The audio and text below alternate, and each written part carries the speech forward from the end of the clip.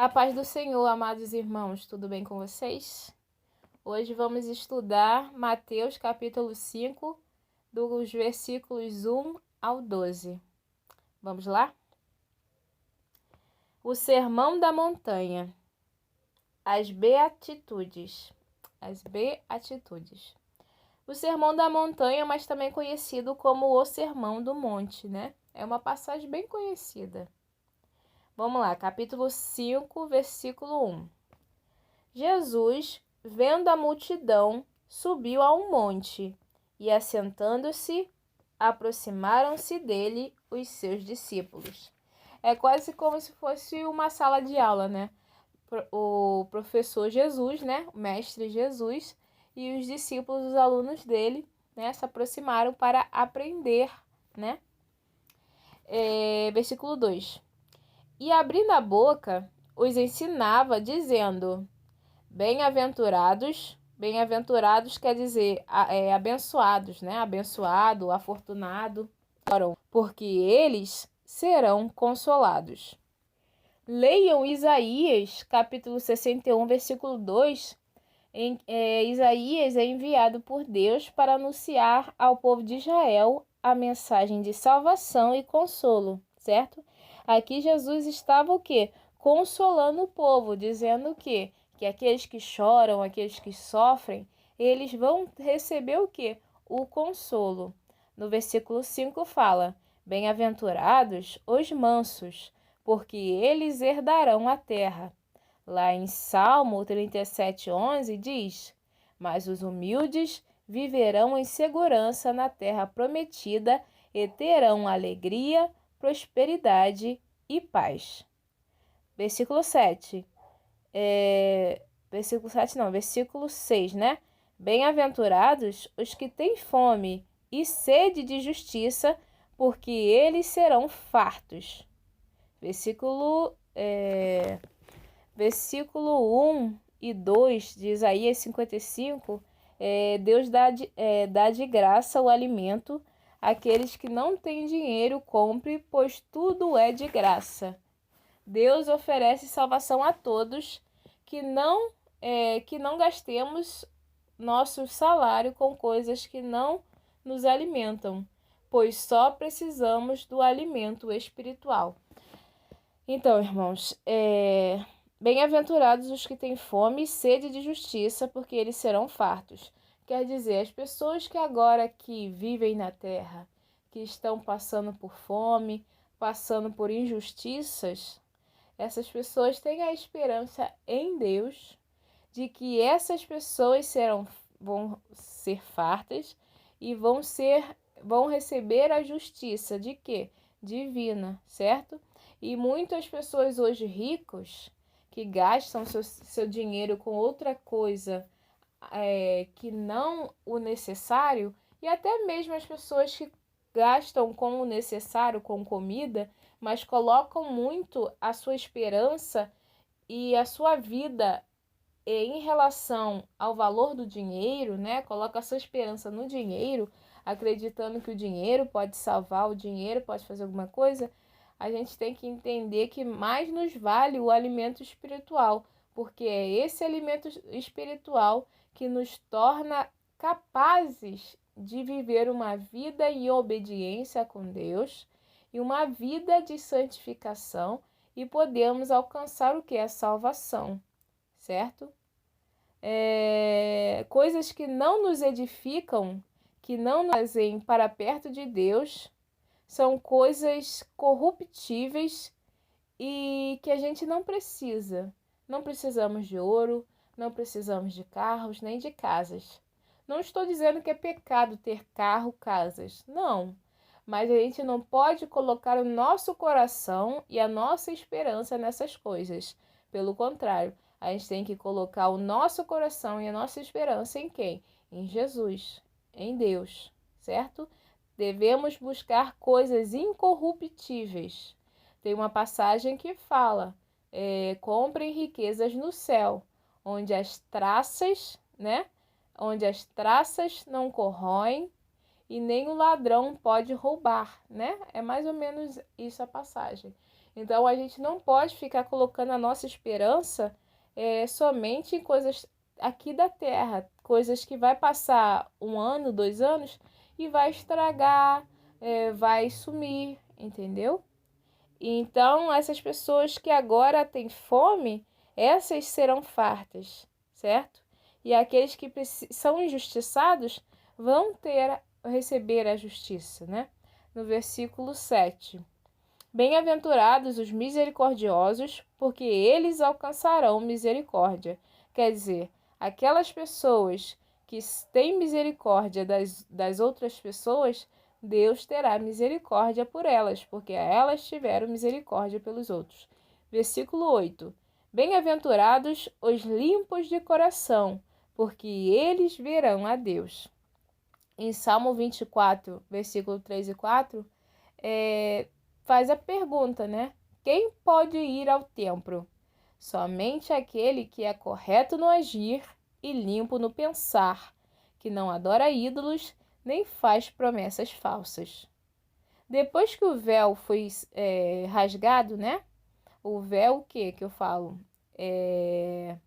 A cortina do templo, né? Quando Jesus estava na cruz, certo? Depois da morte dele, a cortina do templo foi rasgada. E o que separava, a cortina que separava o lugar santo do lugar santíssimo foi rasgada. Então, hoje, através de Jesus, nós temos total acesso ao Pai, certo? Então, o véu foi rasgado, a cortina que foi rasgada, acabou a separação entre o lugar santo e o santíssimo, né? E através do sangue de Jesus fomos lavados e purificados e temos acesso ao Pai por meio de Jesus. Então fala, somente aquele que é correto no agir, né? A pessoa que se arrepende, crê em Jesus, aceita Jesus como o único suficiente Salvador, o único que pode nos salvar é Jesus, e limpo no pensar. O que é limpo no pensar? Que busca se purificar. Ainda que continuemos aqui nessa vida terrena pecando, nós nos esforçamos ao máximo para não pecar, até mesmo em nossos pensamentos. Ainda que as outras pessoas não tenham acesso à nossa cabeça, ao nosso pensamento, nós tentamos nos purificar e não pensar e nos arrependemos quase que imediato quando pensamos alguma coisa. Então, verdadeiramente estamos arrependidos da vida que tivemos no mundo e estamos buscando o quê? Uma nova vida. Então, estamos o quê? Mudando o nosso coração. Então, é correto no agir, limpo no pensar, que não adora ídolos, porque nós adoramos somente a Deus, e nem faz promessas falsas. Quer dizer, promete que vai se arrepender, promete que vai mudar. A questão não é prometer, a questão é fazer. Aqui não é mais, amanhã eu paro de fazer uma coisa que eu não deveria fazer. Não, você só para, você não precisa prometer. O que adianta uma pessoa que sempre promete, eu vou parar de beber, eu vou parar de fumar e nunca para? O mais importante é a pessoa que não avisa, só para. Eu sei que é difícil, mas devemos pedir forças para Deus, que com Deus nada é impossível. Versículo 9. Bem-aventurados os pacificadores, porque eles serão chamados filhos de Deus. Irmãos, aqui na terra somos pacificadores. Temos que ter essas atitudes para tudo na nossa vida. Eu tinha um colega que uma vez ele veio comigo, né, e ficou falando, se Deus existe, por que tem guerra? Se Deus existe, por que as pessoas morrem? Né? Falando essas coisas mais ou menos. E aí eu tentei argumentar com ele, mas eu não estava respondendo como o Espírito Santo nos usa para responder. E aí hoje eu penso, nós não estamos na Terra para vencer debates. Claro, por favor, tenha discernimento para entender. Mas a gente não está aqui para bater boca e vencer bater boca. A gente está aqui para ganhar almas para Cristo, certo? Então, o que nos vale bater boca com uma pessoa que está no momento descrente, como se a minha atitude racional contra a atitude racional dele, eu vencesse o debate, mas não vencesse essa alma para Cristo, do que adiantaria? De nada. Então eu seria uma hipócrita falando que eu quero salvar aquela alma, mas na verdade eu só quero parecer mais inteligente, mostrar mais argumentos do que eles, certo?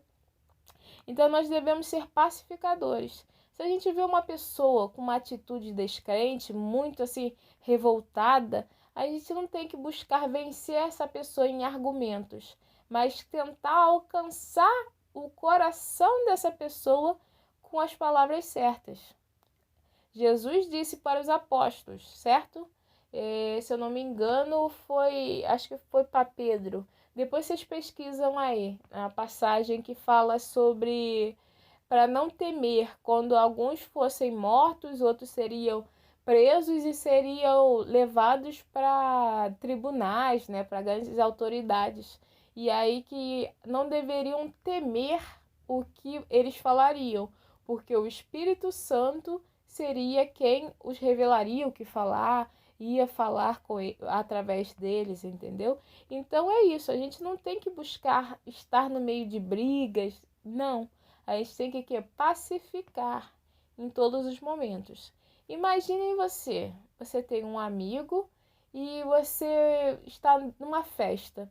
E de repente você começa a atiçar o amigo a falar, olha, aquele cara ali tá olhando muito para sua namorada. Se eu fosse você, eu ia lá tirava satisfação com ele. E aí eu ficava a festa toda falando isso, até que meu amigo, levado pelo que eu disse, vai até lá e tira satisfação.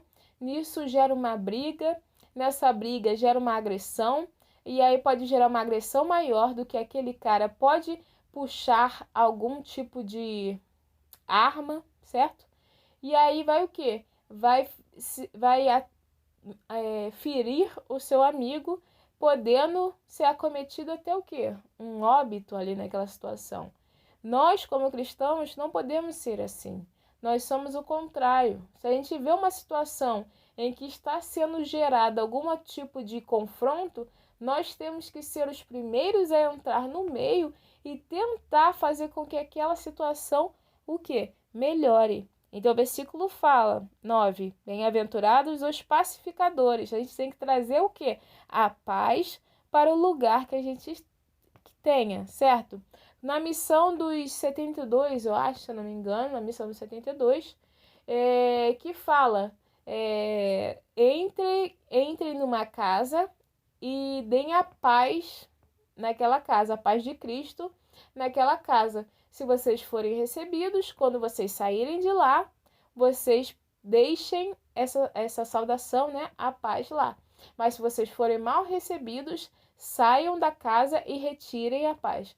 A gente tem que, no lugar que a gente está, quando a gente verdadeiramente falar a paz do Senhor, certo?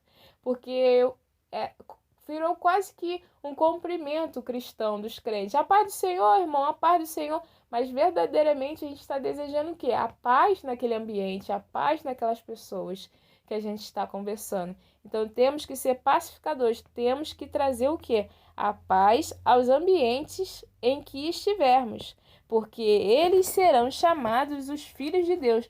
Verdadeiramente seremos filhos de Deus. Mostraremos às pessoas que somos filhos de Deus se formos o quê?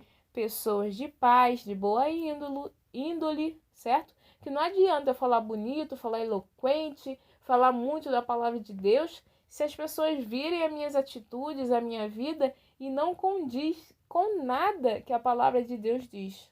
Não adianta eu, de toda forma, tentar parecer uma pessoa bonita, uma pessoa assim, bem colocada socialmente, se as pessoas sabem e enxergam em mim uma pessoa que é totalmente diferente disso. Isso seria uma hipocrisia muito grande. Versículo 10, vamos lá. Bem-aventurados os que sofrem perseguição por causa da justiça, porque deles é o reino dos céus. Quer dizer o quê? As pessoas que não se permitem ir contra a justiça. Não se permitem o quê? Corromper. Se eles estão vendo um caso de injustiça, eles vão lá e não permitem que essa injustiça ocorra. Então ela vai lá, vai pregar o evangelho, vai pregar a justiça, vai pregar a verdade. Ainda que ela saiba que ela pode estar enfrentando depois as consequências, ela não se importa, porque para ela a justiça tá em primeiro lugar. Ela tem que fazer a justiça onde ela estiver, certo? Por exemplo, imagina um rico agride uma pessoa pobre. E aí você está em um grande tribunal e você é testemunha.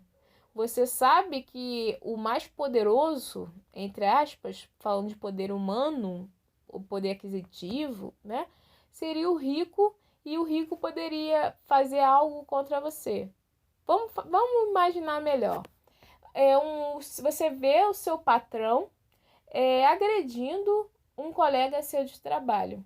E aí no tribunal, você testemunha, você tem que lidar com a situação de que se você falar contra o seu patrão, você pode correr o risco de quê? De ser demitido, porque você fez o quê? Você está falando a verdade, mas isso vai afetar o seu patrão. Mas aí você vai ter que, se você quiser manter seu emprego, você vai ter que mentir. E aí isso vai o quê? Vai acabar afetando negativamente ao seu colega de trabalho que sofreu a agressão. Mas essas pessoas, né, bem-aventurados que sofrem perseguição por causa da justiça, são as pessoas que não se importam de que vai cair uma carga negativa sobre elas, mas ainda assim colocam a justiça em primeiro lugar e vão lá e falam: olha, meu patrão bateu no meu colega assim, assim, assim. E o juiz vai dar o quê? Causa ganha para o colega e ainda assim você, né, pode ter perdido o seu emprego. Mas o que? Você vai ser perseguido. Perseguido por quem? Pelo patrão, que o patrão vai te demitir por causa do que você falou, por causa da sua justiça, porque você foi verdadeiro. Então, irmãos, hoje em dia as pessoas gostam muito de falar sobre corrupção, de política. A gente está chegando aí numa eleição assim importante para o país, né? E as pessoas gostam muito de falar da corrupção do país. Ah, porque político rouba, que político faz isso, aquilo, aquilo outro. Mas as pequenas coisas, irmãos, a gente também, lembra, como eu falei, não existe pecadinho, pecadão, mentirinha, mentirão, e não existe corrupçãozinha, corrupçãozona. Para mim, uma pessoa que, eu não estou julgando ninguém, mas na minha concepção, uma pessoa que rouba milhões do país como político, e uma pessoa que, por exemplo, pula uma fila do BRT, né? Fura a fila do BRT. BRT, para vocês que não são do Rio de Janeiro, é um transporte público aqui do Rio de Janeiro, né? Uma pessoa que dá calote no BRT, calote é você entrar no ônibus sem pagar, entendeu? Você entra no ônibus sem pagar, viaja, faz as viagens de ônibus sem pagar. Para mim é tão corrupção quanto aquele político que roubou milhões. Então, se você no pouco, você não consegue ser honesto, você perde o direito de criticar o muito. Porque se no pouco você está sendo corrupto, imagine se você lidasse com o muito. Ah, mas há questões sociais que tem pessoas que não têm condições. Sim, mas infelizmente isso não muda o fato de que está havendo o quê? Uma corrupção aí nessa situação. Aí você fala: ah, Thaís, então qual a opção que você diz aí? Procurar assistências sociais, procurar algum tipo de atendimento especial para pessoas com condições mais carentes, entendeu?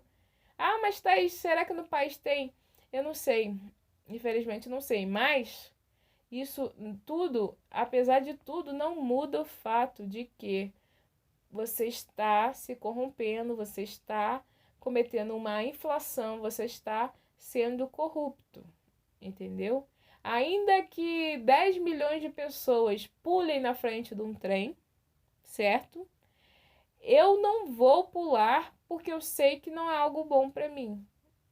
Ainda que se torne normal para algumas pessoas, algumas coisas que a sociedade acredita como normal, o bom, o que as mídias transmitem como o bom, sabendo pautado na palavra de Deus, buscando saber um pouco, cada dia mais um pouco da palavra de Deus. Eu não vou cometer essas coisas, certo? Não vou cometer essas coisas porque a nossa justiça, o que a gente crê, o que a gente tem fé, diz que é errado, entendeu? Ainda que seja coisa pouca. Não estou julgando ninguém. Lembre, eu sou pecadora, estou tão pecadora quanto todo mundo que eu posso estar dando exemplos. Sou má, eu como ser humano sou má, eu sou pecadora, não estou julgando ninguém. Mas estou dizendo que devemos agir com justiça. Ainda que continuemos pecando, novamente, ainda que continuemos pecando, nós não podemos usar isso como desculpa para que a gente continue a pecar, certo? A gente tem que se esforçar ao máximo para ser santos, porque Deus é santo e devemos ser santos como Ele.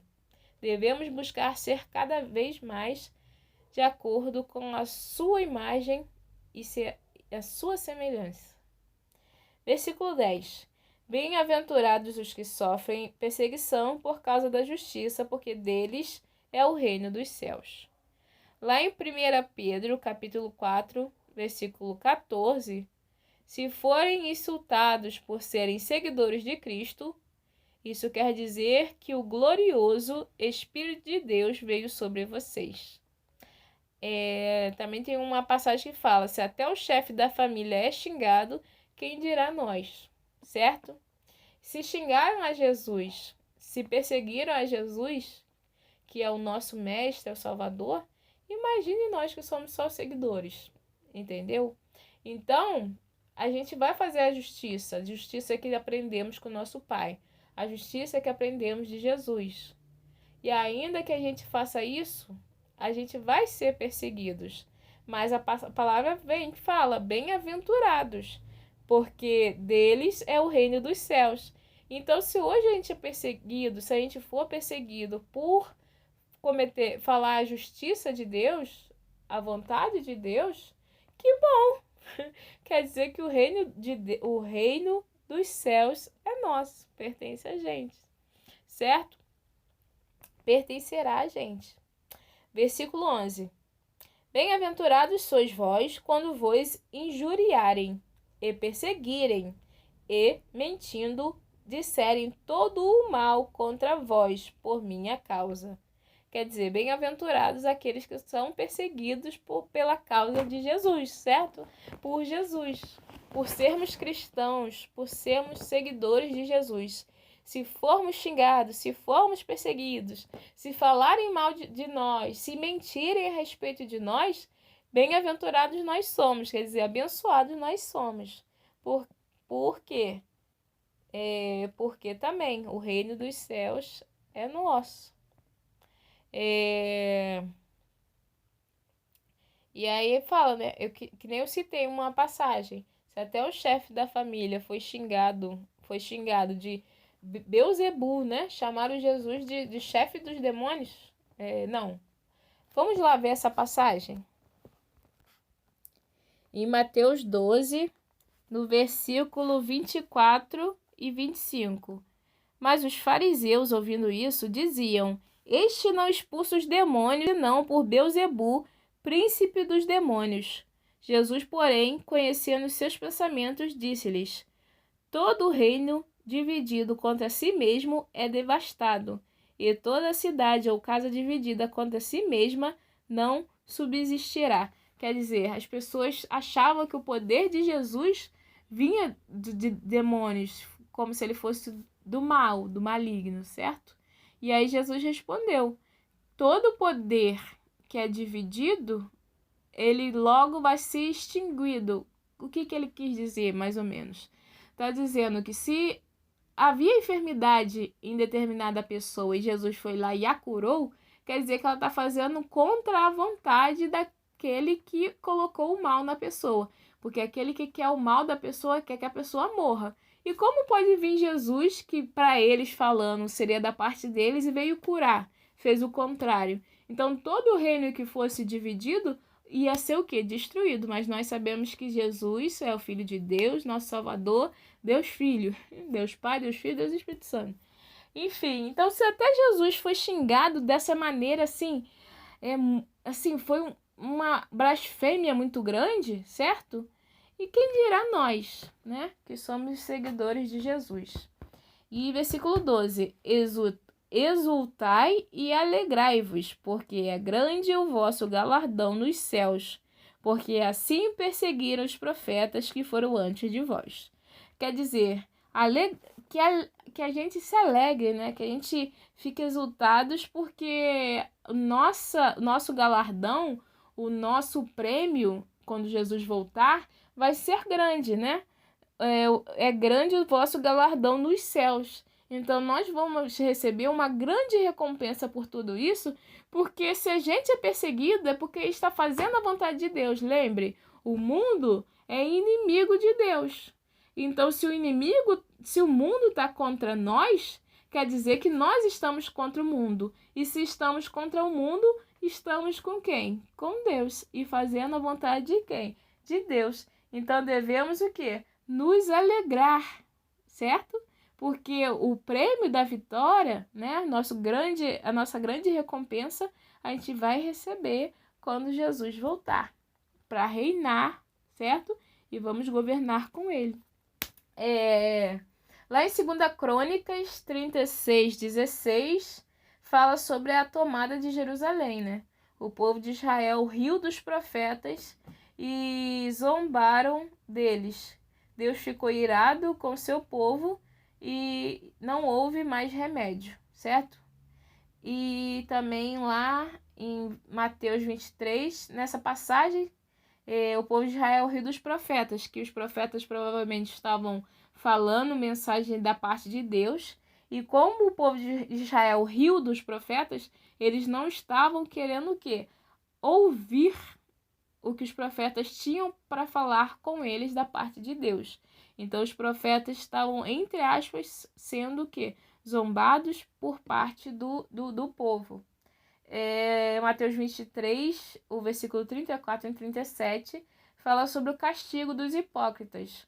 Jesus fala de Jerusalém e como o povo matou os profetas enviados por Deus e se afastaram dele. Quer dizer, o próprio povo de Israel matou os profetas que Deus enviou, certo? O seu próprio povo, quem deveria receber com alegria os profetas, os perseguiu.